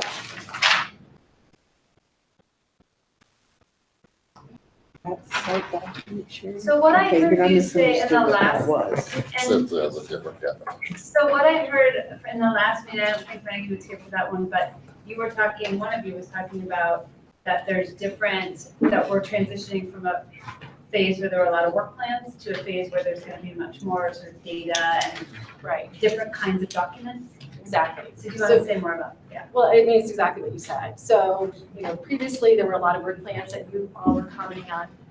Now we're in the data collection and reporting stage. So there's not those work plans to comment on. It's a different type of document. So we're looking for points in time where that document would be ready for input. So, and that's what I noted in those slides, the things that are coming up. And it's a case-by-case basis in some respects, because I don't always know what's coming up. And so I will inform you as much as I can along the way, and Dietrich and Bill. So, and the state, obviously, we have meetings with them about every 2 weeks. But, so there's just different types of documents coming out now in reports. And what was said, I think, Steve, this was the meeting I think you were at, I think Linda was gone, but was is, I think the principles of the CAG, that I think we heard from the CAG was, this idea of having a meaningful chance to comment and be heard and be told how your comments were incorporated in whatever way that, and sort of recognizing that may change. It's not just commenting and hearing, it's learning. I mean, there's a lot to learn. I learned things tonight. And I think that's what we're looking for, is that we can learn about this site and be a productive part of the discussion. So that's what we're trying to accomplish. So. And we had talked about how in some cases it may be verbal, and that's often the most effective, as opposed to just sort of formal trading of drafts. And And it may be boring to some people. Maybe some people come to this and they yawn and they go sleep. But, for most of us, we really learn a lot. And we are able to ask our questions and really appreciate it. That's why the CAG started. And so we really want to see that continuing. So when we talk about. Bonnie, could I add to that? Yes, please. Because I feel part of our responsibility is to cascade this information out to the community when they have questions. And the more knowledgeable we are, the better job we can do at defending what's going on. So that's why this is helpful, and that's part of the role that we play in the community as community. It's a lot better to be educated, and when people have a question, we can either direct them to the right people, or we can give them what information we have, and then direct them to the right people to get the question answered, rather than being like a lot of organizers I've worked in the past where they're out there throwing bombs all the time, trying to get the media to come to our meetings, which when that happens, you don't talk to each other. So we don't want this to degrade into that. So far it's been very good. We've been able to have a discussion, and we want to see more. And Sonia, you had your hand up. I did. So I wanted to bring up a kind of time-limited topic, and that is Arapahoe County is going to be having a public hearing shortly about putting in an oil and gas injection well, class 1 well, that would be located about, I think, 1.5 miles from Lowry landfill site. And there will be a public hearing. 4 miles. Sorry? It's going to be about 4 miles. Is it 4 miles? Yeah. Is that the one over on Quincy and Watkins? Okay, but nonetheless, here's the reason I bring it up, and that is a high volume hydraulic fracturing of shale for oil and gas can produce induced seismicity, and has, in Arkansas and England, all over the place. But it's been found that the real culprit is the class 1 injection wells. And in the past year, there's been new research using novel instrumentation and different data collection and so on, where they found that these class 1 wells produce induced seismicity up to 10 or more miles away. So 4 miles is still within that. And they're also finding that depending on the geology of the area, depending on how many injection wells and whether they're also hydraulic fracture wells, there can be regional impacts, which they are seeing in Kansas, Oklahoma, et cetera. And they're also finding that whereas the previous assumption was that the best bet was to go for sedimentary rock, they're finding that actually amplifies the seismicity, and the bedrock is the safer option.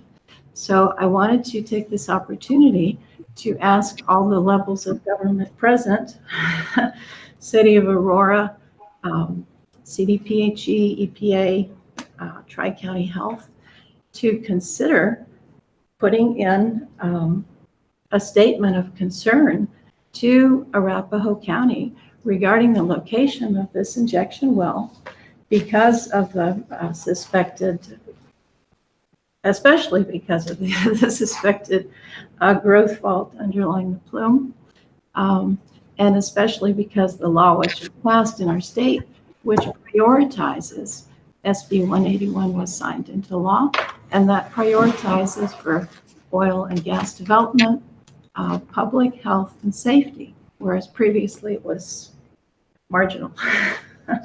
So I'm going to produce a request. I'll send it to the CAG to see if the CAG wants to sign on to my request. And I will forward it to all levels of government, Aurora, City of Aurora, et cetera, for your consideration. It is time limited because it's going to be coming up for public hearing. And in this instance, Arapahoe County could change their plans based on expert input from you all.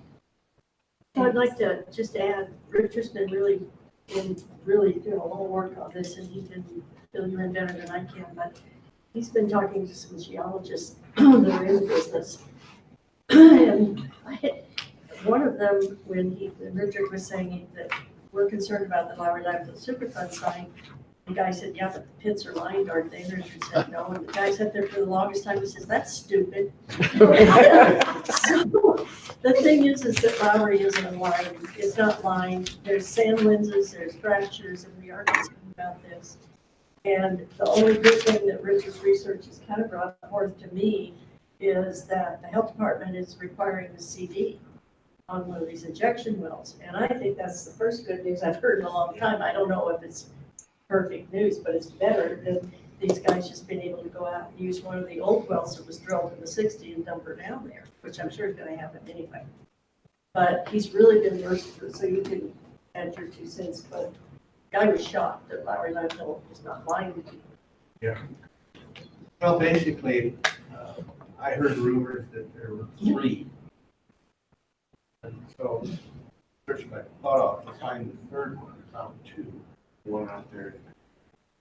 So there's only 2. And 2. I thought I 2 thought permit applications? I thought it was about 2 what? 2 permit applications or 2? two separate companies requested. And the thing is that learning what they much they can do. They drill down and they inject between 9,400 feet and 12,000. They're not allowed to go into the base rock. And, but that's like the geologist told me, when they start injecting, they inject continuously 8,500 PSI, and they're pushing hundreds and hundreds of barrels of material out. A regular oil well, when they run their stringers out, when they frack out, they come back. They don't go back out. That's why the injection wells are really dangerous. That's it. So you guys, I'm gonna cut us off just because we're gonna get kicked out, but it sounds like watch for a letter that will be circulated from Sonia. Sean, did you have some or somebody had? I was just gonna mention that we've been tracking it and we have some similar concerns. We've been meeting with the actual company and oil and gas as well, so we're tracking. Meaning the city. The water department Water. specifically. Thank you. All right, so should we assume that the next meeting will be the 3DDA presentation by Sarah and McMillan? And I think as you all think about questions that you know you're gonna have, feel free to share them ahead of time so I can share with Sarah. But basically it will be a presentation, but to the extent that she can address things and allow enough time for discussion, that'd be great. So we just need to consider having something, time set aside to talk about EPA and the state meeting on their issue. Well, and maybe by that time, there will have already been, right, there will have been. Our next meeting's in 3 weeks, so. Oh, right, so the next meeting is, I think, May 16th, Time period, so. so we'll have an update on that, on what's happening, at the very least, right? Right. Okay. Okay, everybody, thank you so much, see you in 3 weeks. Thanks, for the great presentation.